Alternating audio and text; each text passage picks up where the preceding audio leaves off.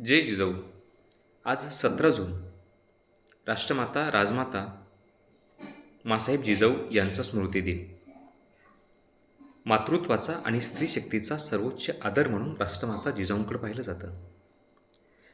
स्वराज्याचे 2 छत्रपती ज्या मातृसंस्काराने घडवले त्या राष्ट्रमाता जिजाऊ यांचा जन्म 12 जानेवारी 1598ला विदर्भातील शिंदखेड राजा या ठिकाणी झाला. पिता लखुजीराव जाधव आणि माता म्हाळसाराणी यांची ही एकुलती एक लेक.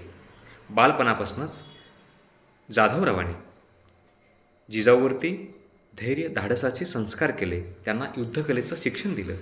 घोड्यावर बसणे, तलवार चालवणे, दानपट्टा फिरवणे यासारखं लष्करी आणि क्षत्रिय शिक्षण जाधवरावांनी राजमाता जिजाऊनं दिलं.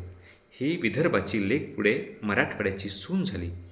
स्वतःच्या कर्तृत्वाने पुढे आलेले वेरूळचे पाटील मालोजीराजे भोसले यांचे सुपुत्र शहाजीराजे भोसले यांच्याशी त्यांचा विवाह झाला आणि शहाजीराजे जिजाऊ या आदर्श मात्या पित्याने शिवबासारखा संस्कारशील, विनयशील, कर्तृत्वान राजा घडवला, ज्यांनी अखिल विश्वाला वंदनीय ठरणारं स्वराज्य उभं केलं.